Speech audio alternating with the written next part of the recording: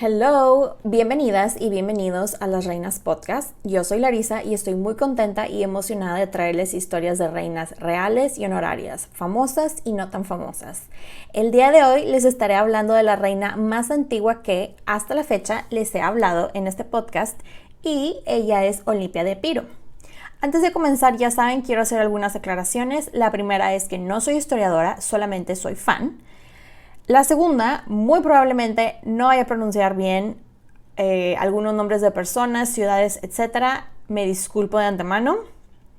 Así que prepárense una bebida, pónganse cómodos y acompáñenme mientras les cuento la vida de esta mujer. Ahora, antes de comenzar, quiero hacer, digamos que es otra aclaración. Este episodio va a ser un poquito diferente a los demás episodios que han estado escuchando, ya que esta mujer no dejó un legado tal cual como las otras reinas de las que les he estado platicando y no se sabe realmente mucho de su vida. Han escrito muchísimos libros de su muy famoso hijo, no sé si les suena el nombre Alejandro Magno, y de su esposo, e incluso han escrito libros de las tácticas de batalla de ellos, pero hasta la fecha solamente hay un libro escrito de su historia. Así que comenzamos. Olimpia de Epiro.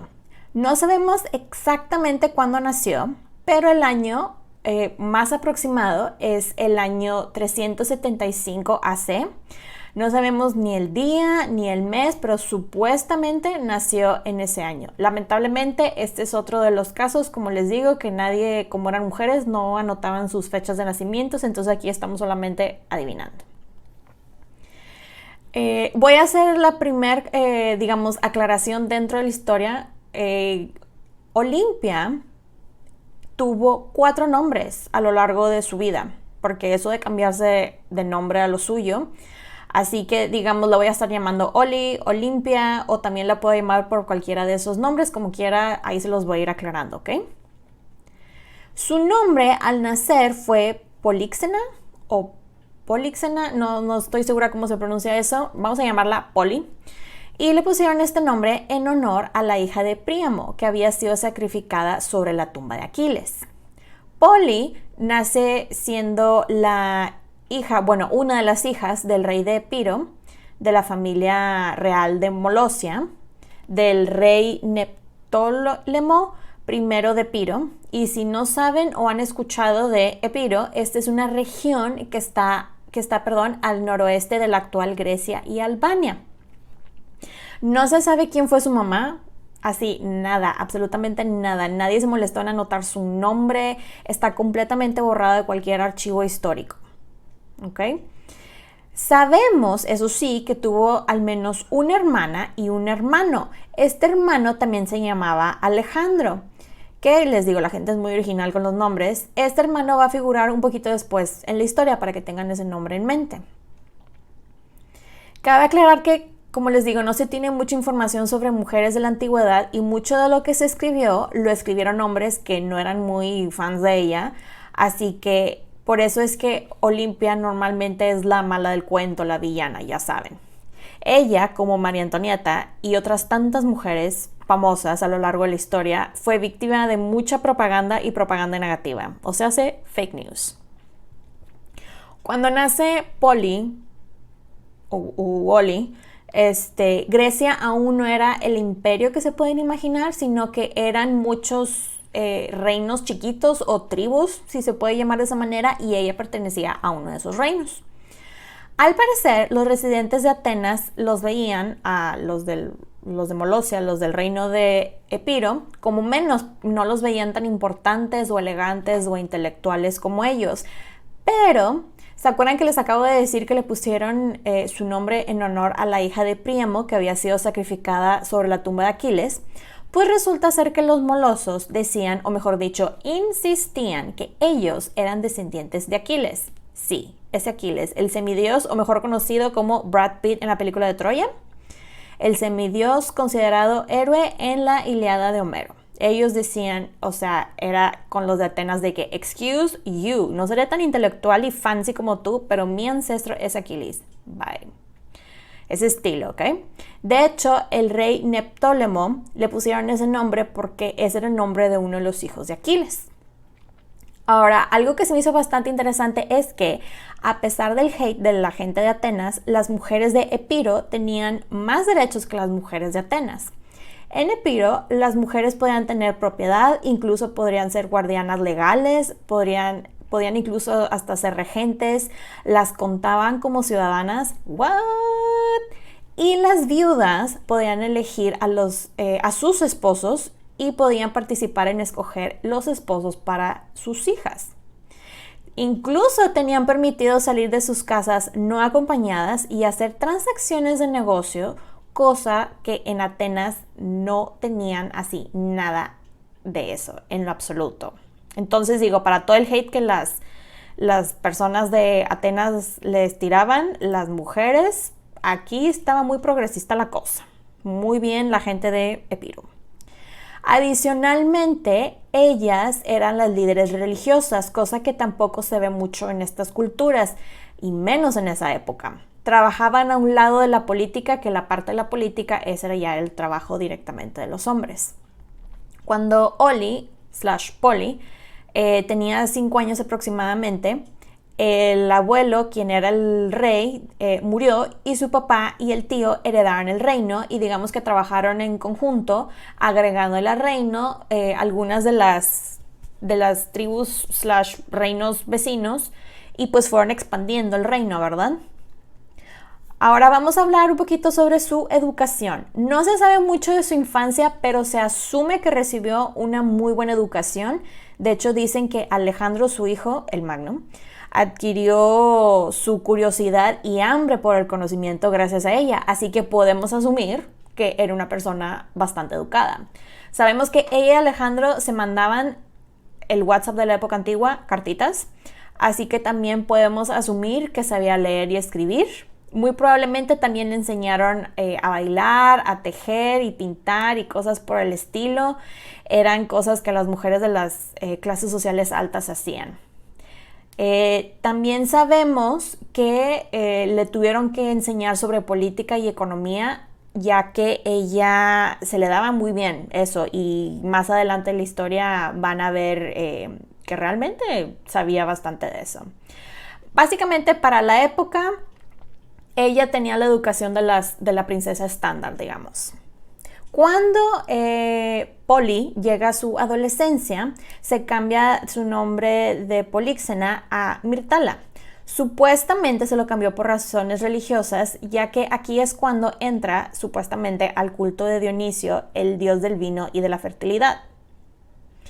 El cambio de nombre fue como bautizo por entrar a esos cultos, pero también se hace mención que entró al culto de Afrodita, ya que Mirtala o Myrtle es una plantita o flor, no sé cómo describirla exactamente, que crecía en los templos de Afrodita y al parecer eso del culto de Afrodita era una cosa muy hardcore y si ella lo hacía era muy probable que si le rezaba iba a conseguir esposo o algo por el estilo.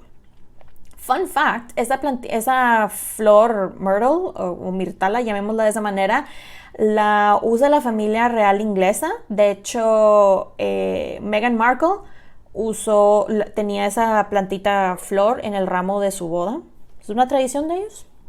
Pero bueno, pasa el tiempo y el papá de Polimirtala se muere cuando ella tenía aproximadamente unos 14 años y su tío, el rey Aribas, se queda con todo el reino y se casa con la hermana de Polimirtala, o sea, su sobrina, que al parecer se llamaba Troes, algo así. ¡Qué asco! Pero bueno, entrando un poco en un contexto cultural, esto lamentablemente era súper común, sobre todo en las familias reales. Me refiero a las relaciones así como que muy incestuosas. No eran incestuosas a nivel egipcios, ya que ellos se casaban entre hermanos, pero pues sigue estando muy asquerosa la cosa porque pues al final del día todos son parientes. Pero bueno, nada más les aclaro eso. Total, se casó con la hermana, pero ella de que qué onda, ¿no? Y pues el tío estaba de que, oye, pues ya la tengo que casar, se me va a quedar, ¿con quién estaría bueno casarla? Y ¡tadán! Aquí es cuando aparece Filipo o Felipe II de Macedonia en la ecuación. Yo lo voy a llamar Felipe, ¿ok? Porque me gusta más llamarlo Felipe. Pero si encuentran Filipo, Felipe es lo mismo. Felipe II era, la verdad, era una fichita. Había desaparecido / mandado matar a algunos primos, familiares. Tenía el reino, de hecho, de Macedonia porque se lo quitó a un sobrino y lo dejaron. Lo describen como un hombre fuerte y bla, bla, bla, pero también cuentan que era un hombre muy manipulador. Así que pues saquen sus propias conclusiones, ¿verdad? Felipe II ya para esas alturas tenía 3 esposas. Pero esta alianza le convenía a la gente de Epiro, ya que Polimirtala se casaría con alguien de un reino más acá, con más dinero, más estatus, y lo veían de una manera así como vamos a juntar 2 culturas, 2 árboles genealógicos, o sea, él se iba a casar con una descendiente de Aquiles. Excuse you, Felipe. Se llevan a Polimirtala a una isla llamada Samotracia, en donde supuestamente ahí es donde conoce a Felipe y los dos participan en la iniciación religiosa de los misterios samotracianos, algo así se va a decir. Básicamente fueron a un templo y les daban unas pláticas y los bañaban y ¿cómo se llama? Y en esta iniciación al parecer, no sé, participan muchas cosas religiosas que a mí todo lo que leí la verdad me sonaba como si los bautizaran, ¿ok? Habían niveles en estas ceremonias y tenían que confesar sus pecados más terribles ante un grupo de gente como un jurado y con eso ya quedaban purificados. Supuestamente cuando Felipe la vio se quedó así de wow, la pelirroja sensual. Ok, sí, me caso con ella. Pero no se casaron hasta tiempo después.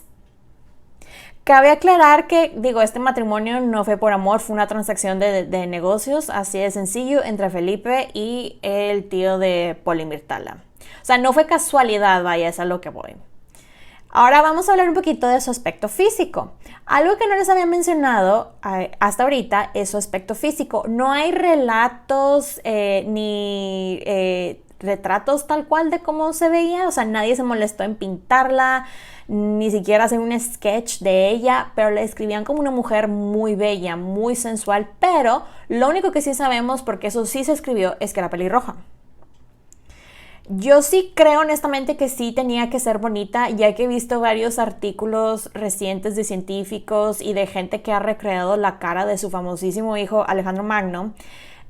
Y por lo que han sacado de los bustos y todo eso que han hecho, el Alejandro no estaba nada feo, entonces supongo que al menos la mitad de su genética estaba bastante decente.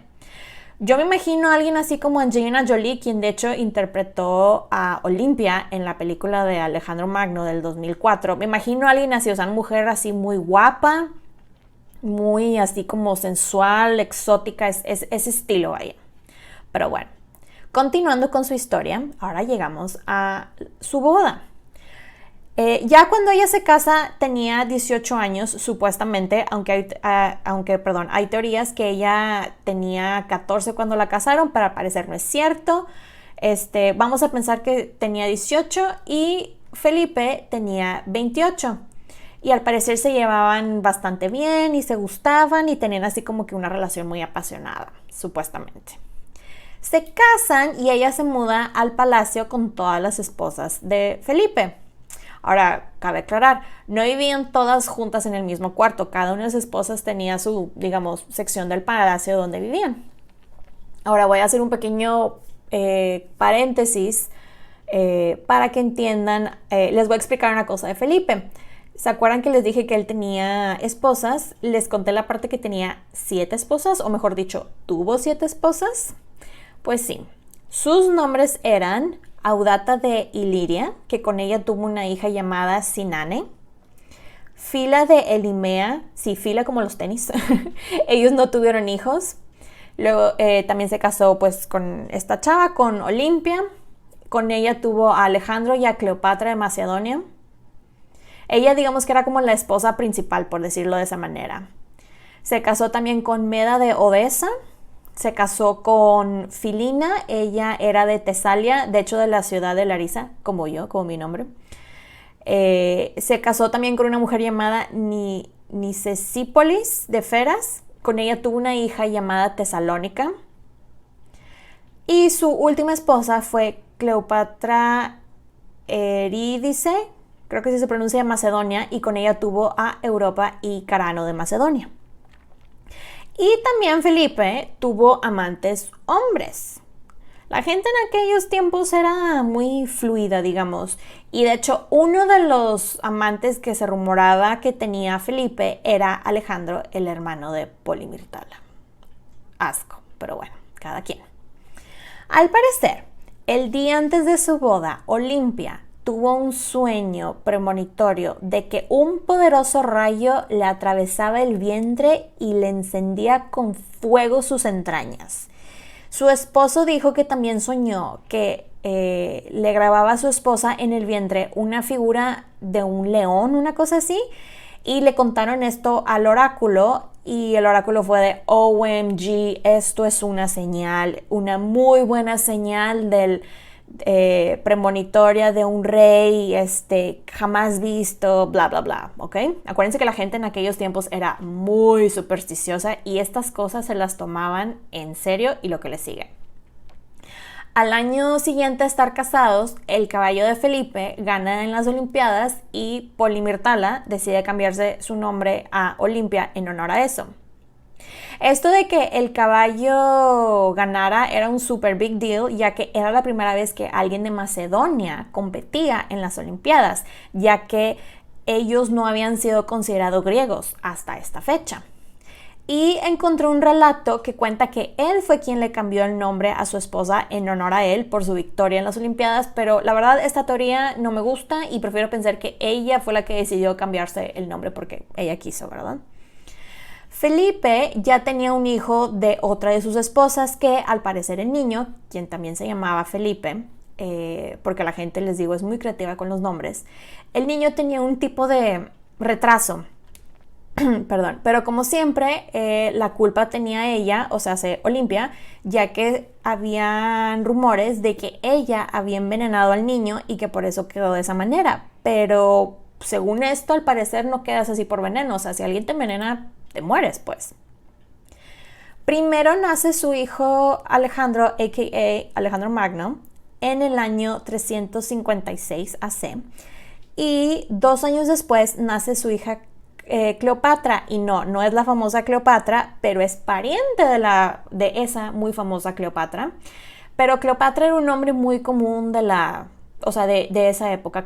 Cleopatra, véanlo como era la Catalina de Europa, pero de la era, ¿cómo se dice? De la antigua Grecia. O sea, era un nombre muy común. Total, les cuento, ella estuvo muy dedicada a la educación de sus hijos y muy dedicada a hacer a Alejandro en el heredero de la corona. Ese era su propósito. Antes de continuar hablándoles de la historia de Olimpia, voy a hacer un paréntesis y platicarles un poquito sobre sus responsabilidades como reina, entre comillas. Y digo entre paréntesis porque entre comillas, porque pues ella era una de las esposas de Felipe. Para que lo vean de esta manera. No sé si alguna vez, va a sonar muy tonto el ejemplo, pero ahí les va, creo que sí lo van a entender bien. Me imagino que el estatus de Olimpia era algo así como un reality show que salió hace años de Hugh Hefner. No sé si lo vieron en algún momento o se acuerdan, pero según lo que recuerdo, en el reality Hugh tenía varias novias y una de esas novias era la novia principal. Y las otras novias no eran tan importantes, pero todas vivían bajo la misma mansión. Bueno, hagan de cuenta, era como ese formato del reality, pero pásenselo a la antigua Grecia, ¿verdad? O sea, y digamos que la esposa principal de Felipe era Olimpia. Olimpia como tal, por ser la esposa principal, tenía varias responsabilidades en el palacio. Entre esas estaba incluida la gestión de los aposentos de las mujeres y del personal del palacio. También tenía autoridad sobre las finanzas y arreglos domésticos, que esto al parecer era un super big deal. Dado que la Casa Real era a la vez una institución pública y privada, sus deberes le otorgaron autoridad que pocas mujeres de la época conocían. Además, su proximidad con el rey Felipe y el heredero a la corona, pues la hicieron aún más importante, pues. Y ella aprovechó todas estas oportunidades para complementar su influencia política. De hecho, su ambición de gobernar como reina tal cual, como reina consorte junto a Felipe, fue provocando, digamos, que él se sintiera amenazado, ya que decía que estaba ella muy dispuesta a meterse en asuntos que él consideraba que eran de él, exclusivamente de él, políticos, ¿no? Y bueno, y con los años esto pues les fue afectando a los dos, el cariño entre los dos iba disminuyendo y había una como rivalidad por su hijo, si se podría decir de esa manera, lo cual yo digo, ¿qué tan frágil tiene que ser tu ego, Felipe? Tu ego, perdón, Felipe, cuando sientes la necesidad de competir por el cariño de tu hijo, pero bueno. De hecho, les cuento que debido a la íntima relación emocional que Olimpia tenía con su hijo, Felipe se vio obligado a concederle más influencia de la que él quería que ejerciera, y esto fue hasta que el niño llegó a su pubertad. Pero bueno, volviendo al tema de los hijos. Realmente de su hija Cleopatra no se sabe mucho, honestamente. No se sabe, o sea, se sabe que estaba ahí, pero hasta ahí, o sea, no cuentan nada exclusivamente de ella. Todo estaba enfocado en Alejandro. Y Olimpia tenía un objetivo, y ese objetivo era hacer que Alejandro llegara a ser rey, punto, a como fuera. Desde que Alejandro era chiquito, ella le decía cosas como: tú eres grande, tú estás destinado a hacer cosas grandes, nadie es más que tú vas a ser el rey. Y no cualquier rey, sino que tú eres descendiente del gran Aquiles, tienes la sangre de los dioses corriendo por tus venas, así, ese estilo de cosas, ¿no? Y yo imagino la cara del pobre niño así cuando le decían eso de bebé, ¿de qué hablas, mamá? Y luego yo creo que pues de tanto repetirse ese speech así, se lo repetía como si fuera afirmación, y pues digo, al final del día él se la creyó, y se la creyó tanto que fue un gran rey, y francamente creo que se lo debe en parte a su mamá, quien lo animó y no quitó el dedo de la raya del renglón para que se convirtiera en grande. Le contrató un filósofo llamado Leónidas, que venía de hecho de Epiro, para que fuera su tutor y mentor. Y después, ya que estaba un poquito más grande, le mandó a traer a un filósofo de Atenas, que yo creo que lo conocen, es algo famosito, se llamaba Aristóteles, para que terminara su educación. Le enseñaron todo desde medicina, religión, historia, lógica, filosofía, escritura, tácticas militares y entrenamiento físico. Básicamente este era el kit para ser rey, o bueno, en el caso de Alejandro, príncipe, en aquellas épocas. De hecho, Alejandro cargaba una copia de la Ilíada con él. Cuando salió en su gira para conquistar el mundo, uno de los lugares que llegó fue Troya. Bueno, lo que quedaba de la ciudad, porque él quería ver así de que el lugar donde habían estado sus ancestros. Bueno, su ancestro técnicamente. Pero bueno, volviendo a la historia de Oli de forma así más general. Pasa el tiempo y ella seguía ejerciendo su poder, y en ese inter Felipe no estuvo mucho en Macedonia porque salió a conquistar, y bueno, lo que sea de cada quien, a pesar de que Felipe era una fichita, eso de la estrategia militar se le daba muy bien. Resulta ser que él creó una cosa llamada Macedonian Phalanx, o en español Falange Macedonia, y antes de que hagan cara de ¿y qué es eso?, les explico. Esta es una formación de infantería, es una táctica militar. Esta formación la perfeccionó Alejandro después cuando se convirtió en rey, y la usaron hasta que llegó el Imperio Romano. Así de sencillo. No voy a entrar mucho en detalles de tácticas militares porque, pues digo, no se trata de eso este podcast, pero es bastante interesante. Hay muchísimos artículos sobre eso, hay libros, hay videos en YouTube, podcasts, etc. Pero es bastante, fue muy revolucionario para la época, eso es a lo que voy.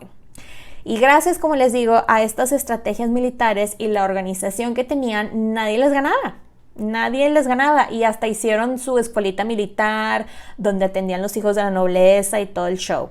Pero bueno, cuenta la leyenda que un día llega Felipe a la habitación de Olimpia y la vio acostada con serpientes, y desde ahí dijo, no vuelvo a dormir aquí, bye. Y en efecto, al parecer nunca más compartió su cama con ella. Ella estaba con las serpientes porque acuérdense que ella participaba en el culto de Dionisio, el dios del vino y la fertilidad, y eso de andar hanging out con las serpientes era algo que hacía esa gente, al parecer. Según mi investigación, El culto de Dionisio se trataba que te relajaras y te salieras de ti mismo y llegabas así como que a un estado de éxtasis. Al parecer lo que hacían Olimpia y las mujeres de alto rango que se juntaban y participaban en eso es que se ponían a bailar y cantar y gritar, y eso hacía que se salieran de ellas mismas y sentían a los dioses con ellas. Cabe aclarar que es muy probable que había algún tipo de droga presente, pero pues esto era parte de la experiencia espiritual según esto. Ahora, no solo las serpientes eran símbolos era uno de los símbolos de este culto, sino también lo eran el toro, el leopardo, el tigre, la hiedra y el vino, y también hacían procesiones fálicas. Así es, escucharon bien, procesiones fálicas. Y si no saben qué es una procesión fálica, les cuento que esta es una procesión que hacen con penes humanos erectos, y es una práctica que de hecho se sigue haciendo, aunque no lo crean. Y un ejemplo de este tipo de procesiones es el festival en Japón que se llama Kanamara Matsuri, que al parecer significa el festival del pene. Y quiero pensar que la relación de estas procesiones con el culto pues tiene que ver con la parte de la fertilidad, ¿verdad? Pero bueno, continuando con la historia, a Olimpia le echan la culpa de haber traído magia y serpientes y drogas y haber introducido todo esto a Macedonia, que lo dudo mucho, ¿verdad? Como les digo, la verdad es muy probable que simplemente le tenían miedo a las serpientes y pues es puro fake news, la verdad. Y francamente, yo creo que Olimpia era de esas personas que era fan de las serpientes en general, o sea, eran como sus mascotas, o sea, en vez de tener perros, ella tenía serpientes. Pero bueno.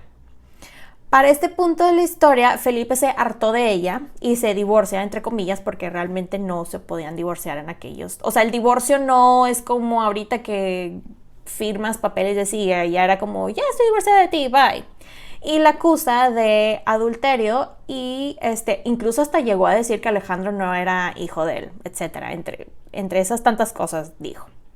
Felipe después decide casarse con Cleopatra Eurídice de Macedonia, no su hija, esta es otra Cleopatra de Macedonia, y aquí se pone más dramática la cosa, ya que ella era de sangre 100% de Macedonia y Olimpia, bueno, ni Olimpia ni su hijo eran 100% de Macedonia, entonces esto era un problema para ellos, ya que si Cleopatra Eurídice tenía un hijo, este hijo iba a ser acá pure blood, iba a ser más apoyado para ser rey que Alejandro.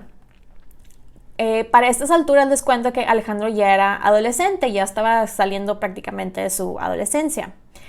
Y al parecer, el día de la boda de Felipe con Cleopatra Eurídice, estuvo así lleno de drama, ya que un tío de Cleopatra, llamado Attalus, quien era un comandante de Felipe, da un brindis y dice algo así como: espero que tengan un niño y que este niño sea completamente de Macedonia, que sea puro, ya que pues Alejandro es un bastardo. Y obviamente Alejandro se paró y fue de que bájale a tu show, comandante, por decirlo de forma amable. Y el crónico Plutarco escribió que Felipe se levantó para atacar a Alejandro, sacó su espada, pero para su suerte, la de los dos, él se cayó de lo ebrio que estaba. Alejandro se lleva a Olimpia, agarra a su mamá de que vámonos mamá, y se van exiliados voluntariamente. A ella la deja en Epiro, el reino de donde venía, y le da asilo su hermano, el ahora rey Alejandro de Epiro, y que era, pues les digo, su hermano, el hermano de Oli, y el tío de Alejandro, y él se va a Iliria. Existe la teoría también que parte de la razón por la cual Olimpia se fue era para convencer a su hermano que le declarara la guerra a Felipe, pero pues no se sabe si es cierto o no, pero al final del día eso no pasó. En ese inter, Felipe manda a sus mensajeros a Epiro y le propone otro acuerdo de paz, alianza, y dentro de ese acuerdo o alianza le propone que se case con Cleopatra de Macedonia, su hija. Así es. Quiere casar a su hija con su cuñado / former lover, o sea, el tío de Cleopatra. ¡Qué asco! Esta gente, en serio. Querían dejar toda la familia. Pero bueno. Cabe aclarar que Olimpia estaba muy molesta que iban a casar a su hija con su hermano, porque eso significaba que ella ya no tenía relevancia ni siquiera o como un acuerdo o alianza si la casaran. Pero bueno, total, llega el día de la boda de la sobrina y el tío, porque esto es muy normal, y fue un bodón. O sea, esto fue la boda del año, tipo, la boda de William y Kate, la de Harry y Meghan, se quedó corto. Estos eventos se quedaron cortos, o sea, invitaron a un gentío para que vieran todas las alianzas que habían hecho, con quien se juntaban y enseñaran todos su oro, todas las cosas ahí que tenían, y para festejar, y también para festejar el hecho de que ya mero salía de tour a Asia para ver qué conquistaba. Y resulta ser que en esta boda, la boda de su hija, aquí es cuando asesinan a Felipe. Según cuenta la leyenda y el crónico Plutarco, que un hombre llamado Pausanias de Oretis, quien había sido reprendido por Felipe por haber pedido su venganza contra Attalus, y de hecho este chavo al parecer fue uno de los amantes de Felipe en el pasado, ¿sabes? Este chavo fue el que lo mató. Pero las sospechas, obviamente, y la culpa se le echaron a Oli, porque al parecer ella la acusaron, según escribió este Plutarco, que ella lo instigó a que se vengara y lo matara. Supuestamente hay evidencia que tenían unos caballos esperando a Pausanias para que pudiera escapar, pero lo atraparon y lo mataron. Queda viuda y llega Alejandro al poder. Finally. Llega Alejandro al trono y ella regresa a Macedonia, y lo primero que hace es pedir que ejecuten a Cleopatra Eurídice y a sus 2 hijos.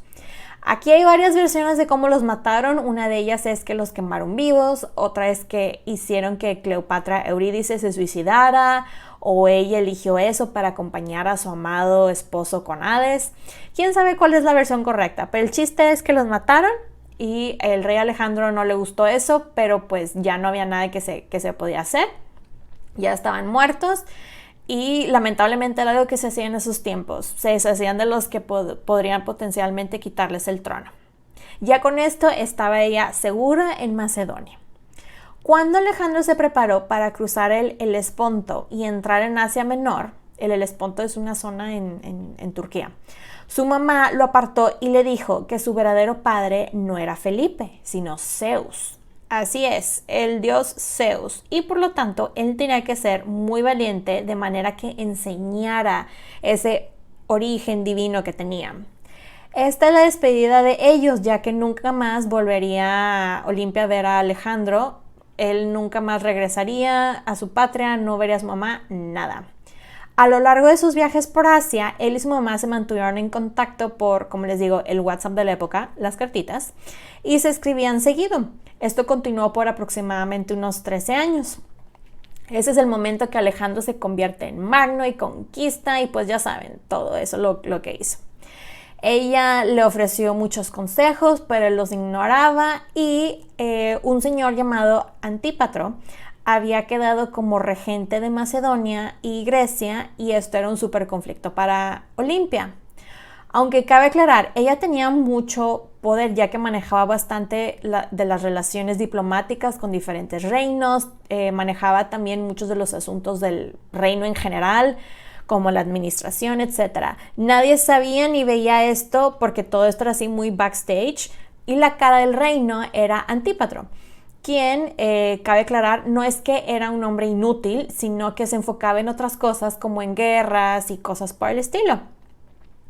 Las cartas entre Alejandro y Antípatro, así como las de Alejandro y Olimpia, siempre estaban llenas de quejas y acusaciones. Ellos siempre se andaban peleando. Antípatro la llamó, entre otras tantas cosas, una arpía, mientras ella dijo que él era como un rey, más un rey que gobernador. Y para resolver esta disputa, Alejandro envió a buscar a Antípatro para que se encontrara con él en Babilonia. Pero él envió a su hijo Casandro en su lugar, lo cual hizo enfurecer a Alejandro. Ya después se le pasa, pero estaba muy molesto Alejandro.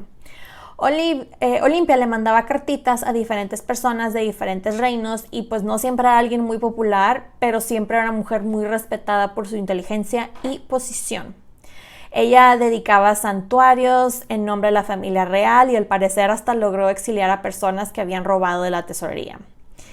Ella se regresa a Epiro porque su hermano, el rey Alejandro, muere en una campaña militar en Italia, bueno, lo que ahora es Italia, y se queda como regente de su primo Acides, algo así se pronuncia el nombre del primo. Pasan los años y no se sabe mucho de lo que pasó con Olimpia, pero durante este tiempo es cuando, les digo, Alejandro conquista y termina siendo el rey de, al menos él decía que era el rey de Macedonia, Persia, Babilonia y Asia. Él decía que era el rey de las 4 esquinas del mundo y se casa, finally, y pues ya saben, todo lo demás que hizo, todo el show. Y volvemos a saber de ella hasta cuando le llega la noticia que Alejandro se está muriendo. Esto ocurre en el año 323 AC, que es igual el inicio de las guerras de los Diaoki, algo así creo que se pronuncia. No se sabe exactamente de qué murió Alejandro. Hay muchas teorías conspiracionales de que lo envenenaron, que fue una fiebre. Si fue una fiebre es muy probable que sea malaria. Muchos sospecharon de Antípatro y Casandro, pero pues al final del día, digo, son puras teorías. La cosa es que el pobre hombre tardó 11 días en morir. El problema que fue en ese tiempo, o sea, de que se tardó en morir, es que le estaban preguntando, Alejandro, ¿a quién vas a dejar como tu sucesor? Y él contestaba, al más fuerte de ustedes, al mejor de ustedes, cosas así, y todos me imagino que se voltean a ver con cara de, ¿y quién es el más fuerte y mejor de nosotros? Y no, la cosa es que muere y no deja absolutamente a nadie, y frente a la crisis de sucesión salen 2 opciones. Una de ellas es el medio hermano de Alejandro, Felipe, el que les digo que tenía una discapacidad mental, y el hijo de una de sus esposas que se llamaba Roxana, quien de hecho el niño también lo llamaron Alejandro IV porque les digo, la gente es muy creativa con los nombres. Como les había dicho, Alejandro se casó y tuvo 3 esposas y una de esas era Roxana, y cuando Alejandro muere, ella tenía 6 meses de embarazo. Olimpia mandó que se la llevaran a Roxana a una ciudad llamada Pella, pero al parecer, digo, no se llevaron nada más a Roxana, se llevaron también a las otras 2 esposas, porque pues quería tenerlas ahí con ella, sobre todo Roxana, pues mantenerlas a salvo, ¿no? Después se rumora que Olimpia mandó matar a las otras 2 esposas, pero pues digo, al final del día es puro chisme porque pues nunca sabremos la verdad y es uno de los tantos chismes. Pero bueno, continuando con la historia, vamos a entrar otra vez en un poquito de contexto. ¿Se acuerdan que les dije que Felipe se casó 7 veces y tuvo varios hijos? Bueno, uno de sus hijos, o mejor dicho, hijas, era Sinane, que era la hija de su primer matrimonio con su esposa Audata, la princesa Iliria.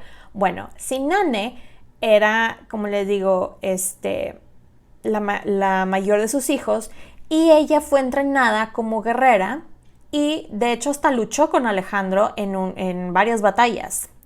Ella se quedó viuda ya que mataron a su esposo por culpa de Alejandro, pero tenía una hija llamada Adea Eurídice, porque les digo, Eurídice, ¿verdad? Nuevamente, la gente muy creativa con los nombres, y ella quería su venganza y casa a Adea Eurídice con su tío Felipe, el hermano de Alejandro, el que tenía la discapacidad mental, para gobernar a través de él o de sus hijos. Estos, digamos, aquí digamos se hace un equipo llamado hashtag Team Baby Alex y Team Felipe. Estos son los del Team Felipe, ¿ok? Bueno, de hecho en el Team Felipe estaba también Casandro, que se unió a este equipo, y en el equipo de hashtag Team Baby Alex estaban Olimpia y Roxana. Total, de estos equipos, como les digo, el de Felipe y Baby Alex se preparan para la guerra y llegan así, ¿no? Imagínense que llegan a la arena, a la batalla. Y Olimpia llega con un outfit así de seguidora de Dionisio que la hacía verse como diosa, y del otro lado tienen a la esposa de Felipe, a esta Audea Eurídice vestida como guerreras. Imagínense la escena, ¿no? Como un coliseo, algo así, no se usa su imaginación. El problema para Audea Eurídice es que los soldados la vieron y fueron así de que, Dios mío, parece más diosa que humana, y es la mamá de nuestro gran querido guerrero Alejandro, no la podemos matar, y se rehusaron a pelear contra ella. Entonces, aquí la victoria va para #TeamBabyAlex, y Olimpia hace que maten a cuchillazos al pobre Felipe, el esposo de Audea Eurídice, y le manda a ella 3 regalos. Los regalos eran, primero, el número 1 era veneno, el número 2 era una espada y el número 3 era una cuerda. Así de que te dejo que escojas cómo quieres morir para que lo puedas hacer en privado, ¿no? Y si estaban con el pendiente de cuál de los regalos eligió esta Audea Eurídice, fue el número 3, la cuerda. Aquí Olimpia vuelve a cambiar su nombre, su cuarto y último nombre, a Estranosia, algo así, creo que se pronuncia, significa victoriosa en batalla. La voy a seguir llamando Oli, ¿ok? Después muere Antípatro en el año 319, y uno de los comandantes de Alejandro, que se llamaba Polipercón, fue nombrado nuevo regente. Sin embargo, Casandro lo obligó a huir a Epiro con Roxana y Baby Alex. Aquí Olimpia une sus fuerzas con su primo Acides, quien era el ahora rey de Epiro, y el resto, y agarra el ejército de él y el ejército de Polipercón e invade Macedonia. Cuando llega Olimpia a Macedonia en el año 317, ordena la ejecución de cientos de macedonios seleccionados, quienes eran leales a Casandro. Pero la invasión de Olimpia fracasó. Casandro la termina capturando en un lugar llamado Pydna, y aunque inicialmente había prometido dejarla vivir, después fue de que no, cambió de parecer, y la mató en el año 316. Primero envió a soldados a que la mataran, pero nuevamente ellos se rehusaban a matar a la mamá del gran Alejandro Magno, y como no le funcionó ese plan, él estaba así como, ¿cómo le hago para matarla? Y dijo, ya sé. Entonces lo que hizo fue, mandó llamar a miembros de las familias que ella mandó a asesinar, y ellos dijeron, claro, ¿cómo quieres que la hagamos o qué? Y la mataron a pedradas. Lamentablemente, este tipo de práctica es algo que se sigue haciendo en algunas partes del mundo, pero sí, así la mataron.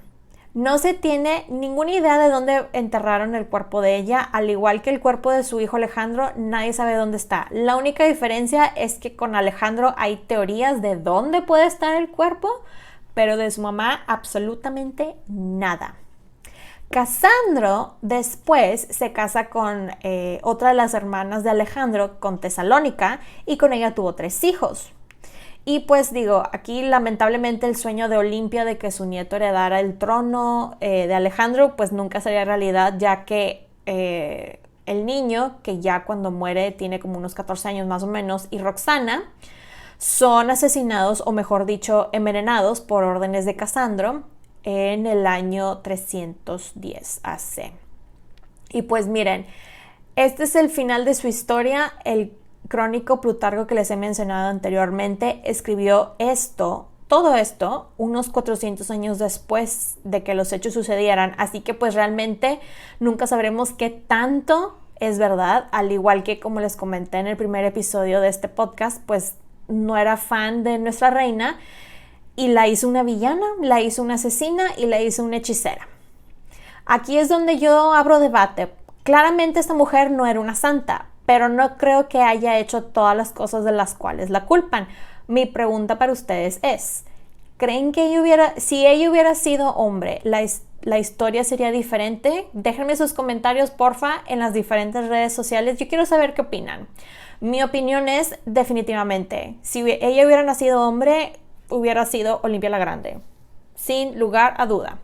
Pero bueno, esta fue la historia de Olimpia, una mujer que ha sido tachada en la historia como villana, como asesina, como hechicera, cuando si hubiera sido hombre, muy probablemente estaría compartiendo el nombre de su hijo o algo similar. Como les digo, le estaremos llamando Olimpia la Grande.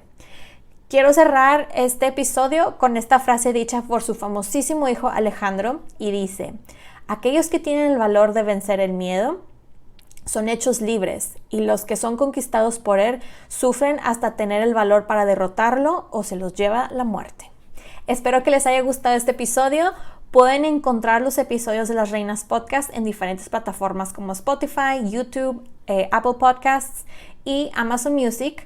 Y también están mis diferentes redes sociales como Facebook e Instagram como @lasreinaspodcast y Las Reinas Pod en Twitter. Recuerden suscribirse, darle like, activar la campanita para recibir notificaciones y compartir los episodios. Incluso pueden dejar su rating y review.